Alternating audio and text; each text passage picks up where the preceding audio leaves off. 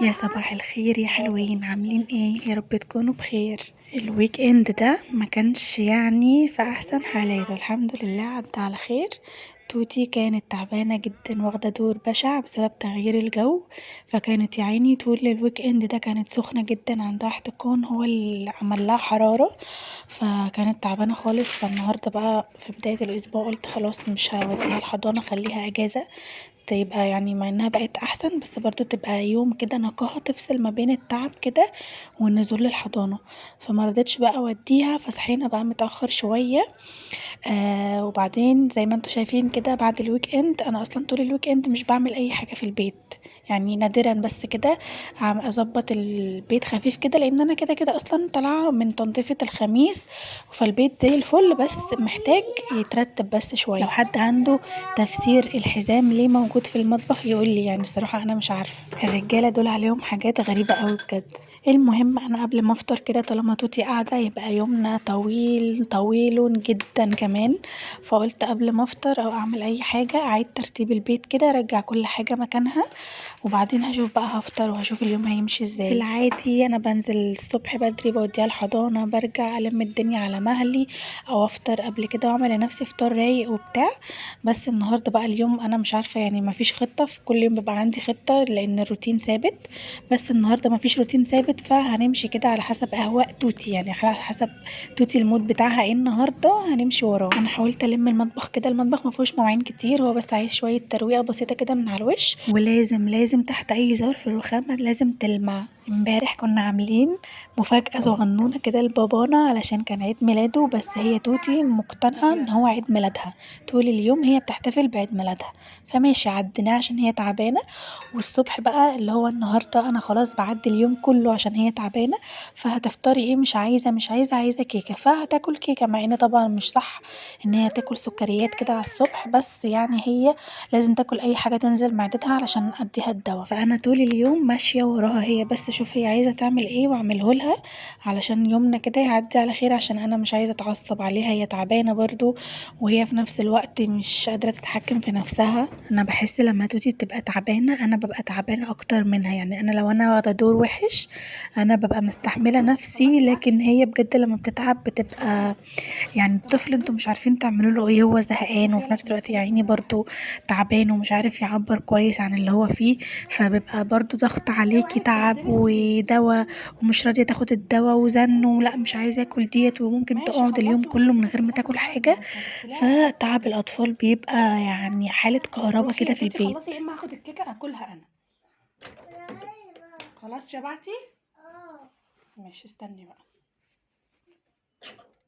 احنا قعدنا على الحتة بتاعت الكيكة ديت، الحتة الصغيرة اللي في الطبق دي، يعني يمكن ربع اليوم علشان تاكلها، واصلا في الاخر لغوصت الدنيا وما كلتهاش، بس انا كنت بديها اي حاجة ارضيها كده علشان بس تاخد الدواء. المهم سبتها تعك بس في الكيكة بتاعتها ديت لحد ما انا اخلص الم الدنيا كده، لان انا مش هعرف اقعد افطر ولا هشوف اي حاجة ورايا غير لما اروق البيت وارجع كل حاجة مكانها. فدخلت على المطبخ الاول خلصته، وبعدين دخلت على اوضة توتي ظبطتها وهدومها مكان امبارح مغيرة كذا مرة، ما كنتش عندي وقت خالص اغير واغير يعني ارجع غياراتها مكانها، وكان عندي غسيل كتير قوي، وكل دي هدوم كانت بره الدواليب، فلميتها كلها على جنب. قلت بالمره الدنيا كده كده الاوض فوق بعض، هدخل بقى الشتوي بتاع جوزي واطلع له الصيفي، هو انا اصلا كده كده مش بخزن حاجه تحت السراير، الصيفي والشتوي بتاعنا في الدولاب عادي، بس يعني بدخل الشتوي جوه شويه، لو في مثلا مكان اللي ما بنعلق الهدوم بحط الشتوي جوه واطلع الصيفي ناحيه بره، علشان يبقى اسهل يعني في ان احنا نطلع وندخل الهدوم. ونفس النظام في الهدوم اللي متطبقة برضو، بطبق البلوفرات في الأرفف واطلع التيشيرتات والحاجات الصيفي والشميزات والكلام ده احطهم في الشماعات. فالموضوع الحمد لله بيبقى لحد ما سهل، يعني بدل ما انا اشيل سراير واحط سراير وشتوي وصيفي وكده، لا هو انا منظمة الدولاب عندي بحيث ان انا حاطة كل حاجة في الدولاب، يعني الحمد لله ما عنديش حاجة زيادة ان انا اشيلها تحت سراير، فالموضوع بيبقى ايه سهل شوية. الدنيا بتبقى متكركبة شوية فوق دماغي في الاوض، بس يعني ايه، هي ساعة كده ولا حاجة بخلص الدنيا كلها الحمد لله، وبظبط كل حاجة. الشماعات دي يا جماعة تحفة، بحبها جدا. بتشيل يمكن 6 بنطلونات تقريبا في شماعة واحدة، مش بتاخد مساحة خطيرة. وكمان بحط اوقات عليها تيشيرتات، كذا تيشيرت متطبقين فوق بعض. ممكن كمان بلوفرات اللي هي البيزكس الشتوي دي، هي بتنفعني في كل الحالات، اصلا انا عندي منها حوالي 4، فهي خطيرة. والهدوم الرجالي مفيش اسهل منها، هما تيشيرتات وبناطيل شميزات بس. احنا الستات اللي حاجتنا كتير، البادي تحتيه بادي تاني وبندانة وطرح ومش عارف ايه وعشان نلبس طقم بيبقى مكون من 5 6 قطع مثلا، لكن هما التيشيرت على البنطلون يلا باي باي. انا عايزه اقول لكم كل ده ما كنتش لسه فطرت، يعني انا عملت كل ده وما فطرتش، بس كان عندي باور الصبح كده عايزه اخلصه ويعني عايزه انجز. وتوتي الصبح كده ما كانتش لسه فاقت عليا بقى لعب وتنطيط وعايزاني العب معاها وبتاع. فقلت مش مشكله الفطار، اخلص الحاجات اللي عايزه تخلص دي وبعدين ابقى اشوف انا هفطر ايه. ظبطت بقى الدولاب بتاع جوزي، قعدت فيه حبه حلوين وطلعت بقى الشميزات اللي هي خلاص مش محتاجينها.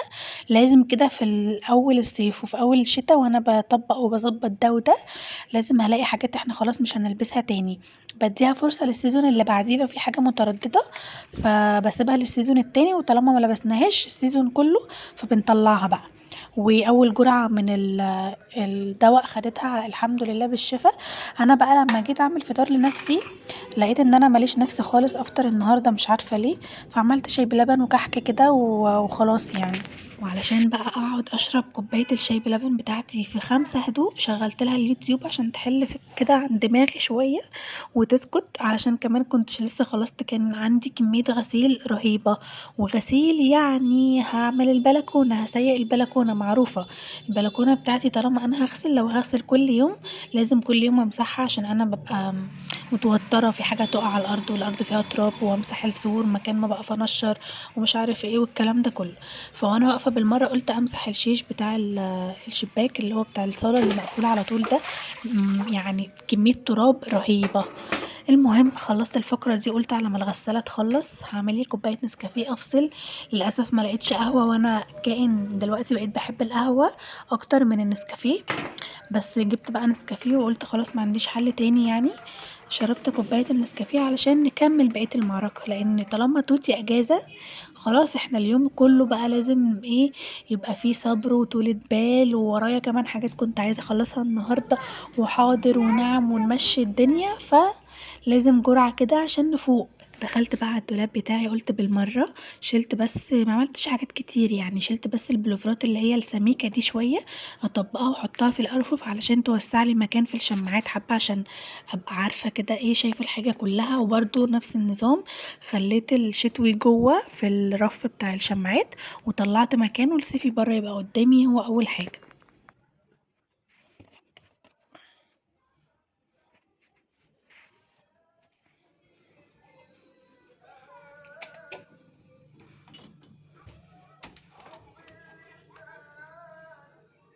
انا بقى طول اليوم علشان مش عايزه ادي الفرصه لتوتي ان هي تزن خالص، فكنت عامله لها ايه فقرات كده ورا بعض، نخلص من فقره الفطار واللغوصه بتاعه الكيك، دخلنا في فقره اليوتيوب خلاص زهقنا، هنعمل بقى حاجه تانية. فده عملت بقى، قلت هي بتحب كل شويه تقولي يلا نعمل حاجه حلوه، نعمل كيكه مش عارف ايه. فقلت لها ماشي، وقلت ايه نعمل وافل كده في المكنة بتاعة الوافل يعني. وهي بتحب بقى، هي عايزة تقلب يعني، هي اديتها اي حاجة تقلبها هتقلبها.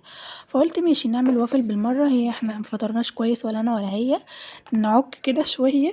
الوافل انا بعمله كتير وسهل جدا واحنا بنحبه قوي. والمرة دي بس انا ما عملتش مقادير، لان هو خلاص يعني ما شاء الله ايدي خدت عليه، فبقيت بحط كده بالبركة يعني. هو بيض، بحط بيضاية واحدة على دقيق ولبن، 3 معالق مثلا زيت او زبدة، ومعلقتين سكر، رشة ملح، ايه تاني يا ربي، بيكنج باودر وفانيليا، و3 معالق كبار نشا. بس بقى احط مقدار اللبن والدقيق كده زي ما ايديكوا تجيبكوا كده، يعني مثلا كوباية دقيق عليها كوباية الا ربع لبن، عشان احنا هنحط 3 معالق زيت او كده يعني. ولو لقيتوا قوام الكيك او العجينة لسه تخين قوي زودوا شوية لبن او مية لو حابين، يعني عايزينها سايلة كده مش تقيلة قوي وفي نفس الوقت مش مية، حاجة وسط كده هتشوفوها دلوقتي. خليتها بقى تقلب واخدنا في الفقرة دي حبة حلوين علشان بس هي تتبسط كده واشغل لها وقتها يعني. على ما خلصنا كان الساندوتش ميكر سخن، فابتديت بقى احط العجينة. وانا بقى يعني اتذكيت وحطيت عجينة زيادة شوية لان هي نزلت من الجناب وبهدلت لي الساندوتش ميكر وبهدلت الدنيا، فقعدت انضفه في الاخر. المهم هو بيقعد حوالي مثلا 12 13 دقيقة مثلا، حاجة في الحدود دي. فقلت هقف بقى اعمل شوية حاجات في المطبخ وهي كده كده معايا في المطبخ بقى لحد ما يخلص. حطيت قلت عايزة انضف بقالي فترة، عايزة انضف الميكرويف. حطيت مية وخل وليمونة كده كبيرة عصرتها وسبتها، وبيكربوناتو وملح ليمون، كل دول مع بعض وحطيتهم في طبق في الميكرويف. شغلتهم على درجة حرارة عالية وحوالي مثلا 4 دقايق او لحد ما يغلوا جامد جامد. انا عايزاهم يطلعوا بخار، البخار يعني يملى الميكرويف كده من جوه، عشان هو ده اللي هينضف الميكرويف ويشيل منه اي روايح. انا يعني مره على مره بعمل الحركه دي فمش بيبقى في يعني مش بيبقى متوسخ قوي، لا عشان بحافظ عليه دايما وايدي فيه لو وقع في اي حاجه بمسحها اول باول. بس كده مسحته وسبته يتهوى، ما قفلتوش عشان هو سخن عشان ما يعملش حراره جوه، ما يعملش بخار يعني. والبخار ده ممكن يعني يؤدي ان هو يصدي من جوه. فلا يعني حتى بعد كل استخدام بسيبه مفتوح شويه يدوب بس الحراره ويبرد وبعدين اقفله. وخلصت المواعين كمان مكان بقى الوافل والفطار ومواعين حاجات كده، بواقي كوبايات من بالليل. خلصت قلت خلص كل حاجه وانا واقفه في المطبخ بالمره. عايزه اقول لكم في وسط ما انا كل ده بعمله، هي برضو توتي قاعده على الرخامه بتلعب باي حاجه جنبها، بتزن شويه وشويه تعيط وشويه عايزه اعمل دي وشويه تقلب دي. بس انا هعمل ايه، انا كنت عايزه اخلص اللي ورايا فسايباها بقى تعمل اللي تعمله. المهم خلصت بقى الوافل خلص. بصوا طالع لونه ما شاء الله، لونه كان تحفه مظبوط قوي قوي المره دي. مش عارفه السر في ايه الصراحه، كل مره بيبقى طعمه يعني حلو بس بيبقى طعمه مختلف عن المره اللي قبلها، ممكن حسب بقى اللبن والحاجات دي. خلصناه وسبناه يبرد بس سنة كده، وحطيت بقى صوص كراميل من فوق، ممكن نحط عسل. حطيت بحب احط اي حاجة من فوق، فواكه مثلا، كورن فليكس اكسره كده من فوق يدي شكل لطيف، يعني اي حاجة مش هيقول لا. سبتها بقى تاكل وتفرفت وتبهدل الدنيا جنبي برضو واحنا واقفين في المطبخ. قلت في الاخر هنضف بالمكنسة ورانا وخلاص عشان ما سيبهاش تطلع الصالة هتبهدل الدنيا بره. ودخلت بقى في فقرة الفطار، سوري في فقرة الغدا. انا عندي رز بايت من امبارح فقلت عايزه اعمل حاجه سهله ومنجزه وسريعه ما تاخدش مني اي وقت. فطلعت بقى فراخ مخليه كده على طول، بقى بيبقى عندي فراخ جايباها ومقطعاها كده شرايح، بحطها في وسط صينيه بطاطس، بعملها سندوتشات شاورما او اعملها شاورما او اعملها فاهيتا، اي حاجه يعني بتنجزني في اي حاجه. فطلعتها وقلت هعمل بقى فاهيتا النهارده. تبلتها بزبادي وملح وفلفل، بهارات فراخ، وحطيت بابريكا وممكن كمان نحط صلصة بس انا ما كانش عندي. وقلبتها بقى كويس قوي وسبتها في التلاجة لحد ميعاد الغدا. دي بقى بطلعها اعملها فاهيتا، بحط عليها بصل وفلفل الوان، ممكن انشفها في الطاسة على النار وتبقى شاورما، ممكن نعملها يعني حاجات كتير. سبتها في التلاجة بقى لحد ميعاد الغدا وجيت على الساندوتش ميكر. انا قلتلكوا هو من الجنب العجينة كانت كتير قوي ما ركزتش، كنت متوترة وتوتي طالما واقفة معايا في المطبخ فببقى متوترة جدا ومش ببقى مركزة في اللي انا بعمله. فالعجينة فارت ودخلت كده وبهدلت الدنيا. بس الدهون اللي تحت دي مش من المرة دي، انا مرة كنت بعمل اسمه ايه، برجر، بشوي برجر على الجريل بتاع الساندوتش ميكر. فهو البرجر كان بلدي فكان نزل كمية دهون رهيبة، فنزلت بقى من تحت وعملت كده. وانا خايفة الصراحة احط سترس او حاجة يبوظهولي، فوقتها مسحت بمناديل كده الدهون اللي نزلت وبتاع. فمش عايزة اجرب احك يعني او اجي جنب الحتة اللي من تحت دي علشان مكان الكهرباء والهيتر والكلام ده ما بوظش الدنيا. مسحته وظبطته وخليته زي الفل. والالواح بتاعه الوافل دي سبتها لما بردت خالص، لو كان فيها اي حاجه عجينه ماسكه بمنديل بتنزل، يعني مش محتاجه حتى غسيل او حاجه. انا مش بغسلها مره على مره لان هي اصلا مش بتبقى متزفره او اي حاجه. كل كام مره كده بغسلها بالسبونج اللي هي سفنجه اقول له ياخدك مش انت، ليفه اقول خالص. له ياخدك خلصنا بقى المطبخ وظبطت الدنيا مكاننا، خدتها بقى دخلتها خدت شاور كده في نص اليوم، قلت هتنام واقعد بقى شويه مع نفسي في هدوء، بس ما فيش، ما حصلش لحد دلوقتي. هي اصلا في العادي توتي بتاخد فقرة نوم كده في نص اليوم لازم، بس هي بتبقى جاية من الحضانة مفرهدة من كتر اللعب والحاجات اللي عملوها، بس ما نامتش بقى، قلت تاخد شاور وتنام كده نوم كويس، ما نامتش. قعدت بقى تلعب، سبتها كركبت الدنيا بره وقلت مش مشكلة، كنا خلاص قربنا من ميعاد بابانا راجع من الشغل، فكان لازم بقى ادخل اعمل الاكل. انا في العادي بقطع بصل زي ما انا مقطعه الفلفل كده مكعبات، بس انا ما كانش عندي بصل اصلا، فطلعت بصل من اللي انا مخزناه بقى وخلاص، عملته كده في معلقه سمنه على زيت، شوحته يا دوب حاجه بسيطه، وحطيت عليه الفراخ برضو دبلت واتشوحت، وقمت حاطه عليه بقى الفلفل الملون، وسبتها بقى تاخد وتدي كده مع نفسها، ما بتاخدش وقت ابدا على النار، بس بتبقى خطيره، طعمها بيبقى تحفه. لو عايزين تعملوها سندوتشات شاورما خلوها بس تنشف شويه، احنا بنحب فيها صوص حبه، جنبها بقى رز ابيض او رز بالشعريه او رز بسمتي، هتبقى خطيره.